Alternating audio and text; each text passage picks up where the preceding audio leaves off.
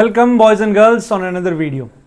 So now जैसे हम अभी काफ़ी यूट्यूब वीडियोस पे देख रहे हैं कि एवरीबडी इज सेइंग कि व्हाट नाउ, है ना, and you all are asking कि सर IMUCET हो गया है, अब IMUCET एग्ज़ाम के बाद क्या करें। तो मेनली अब IMUCET के एग्ज़ाम के बाद we have two types of students, right, 2 और 3 आप will categorize it.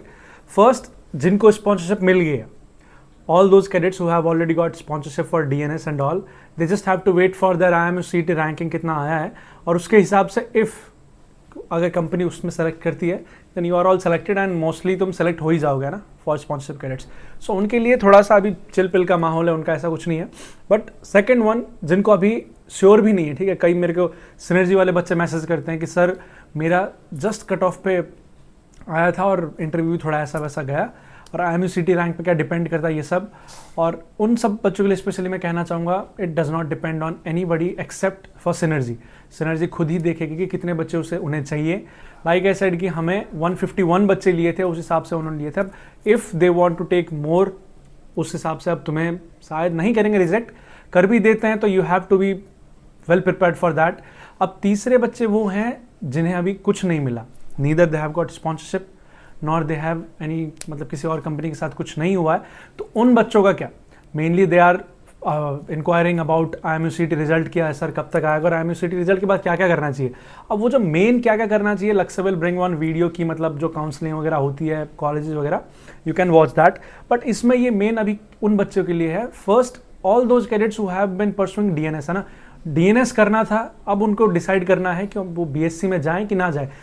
By chance क्या पता उन्होंने ज़्यादा मेहनत करके IMUCET में रैंकिंग अच्छी आई होगी, तो उस हिसाब से whether they should be proceeding for that counselling and booking, और सीट जो बुक वगैरह होती है वो और करना चाहिए कि नहीं फॉर BSc एंड ऑल। हाँ, फर्स्ट वी वांट टू से DNS विदाउट स्पॉन्सरशिप करना ही नहीं। You will be getting lots of calls and lots of frauds की हमारी ऐसी कंपनी है, ये हम आपको स्पॉन्सरशिप दिला देंगे, DNS करवा देंगे, ये वो, ऐसा नहीं होता है। We have Lakshya and me, we have been telling you कि DNS का एक पर्टिकुलर प्रोसीजर है, स्पॉन्सरशिप लेनी होती है, एग्जाम्स इंटरव्यू सब होता है, उसके बिना अगर आपको कोई ऑफर कर रहा है इट्स अ स्ट्रिक्टली नो, ठीक है। अगर आप पैशनेट हो अबाउट BSc की, नहीं सर मैं BSc 3 साल कर लूँगा and I will be studying and all, मेरे को बैक नहीं लगेगा, मैं कंपनी में ले सकता हूँ, सो या you can proceed with the counselling and all, आप सीट बुक कर सकते हैं। लेकिन अगर आप ऐसा नहीं कर सकते हैं, वी प्रेफर कि आप इधर you wait for the February, कि आप जो फरवरी बैच है उनके लिए वेट करें अगर आपकी IMUCET रैंकिंग थोड़ी बहुत अच्छी है, या फिर आप अगले साल अगस्त बैच के लिए ट्राई करें, है कि नहीं।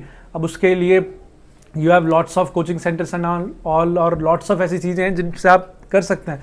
लेकिन फर्स्ट एंड फॉरमोस्ट आपको क्या चाहिए, परसिस्टेंस, कंसिस्टेंसी, ये 2 चीज़ें आपको चाहिए। क्यों? बिकॉज अगर अभी आपका नहीं हुआ, so there may be many things in which you have been lacking, और बहुत सारे एरियाज होंगे जहाँ पे आप लैक कर रहे होंगे।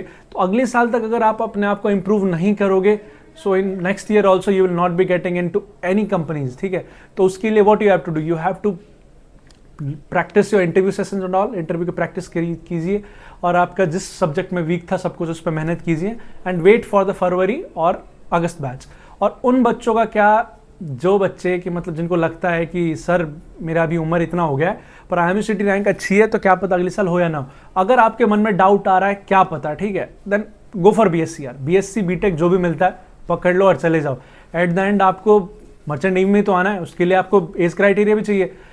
अगर आपने इस साल ड्रॉप लिया और फिर भी अगले साल नहीं हुआ किसी कारण से, if by due to any some reason, if you are not eligible for another one, then what will happen, फिर आपका IMUCET रैंक अच्छा था और फिर भी नहीं जा पाओगे ना, सो चले जाना। अब वही ये सब बताना था यार कि व्हाट नेक्स्ट, है ना। अब मैंने बता दिया क्या क्या करना चाहिए, क्या क्या नहीं। All those cadets who have been having some doubts about this, देख लेना।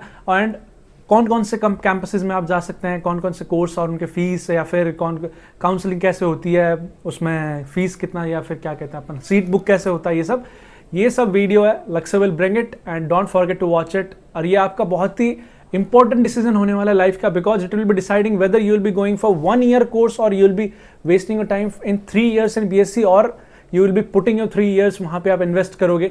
ये सब इसी पे डिपेंड करेगा, and this one decision is very important for you, okay. यही सब चीज़ बताना था।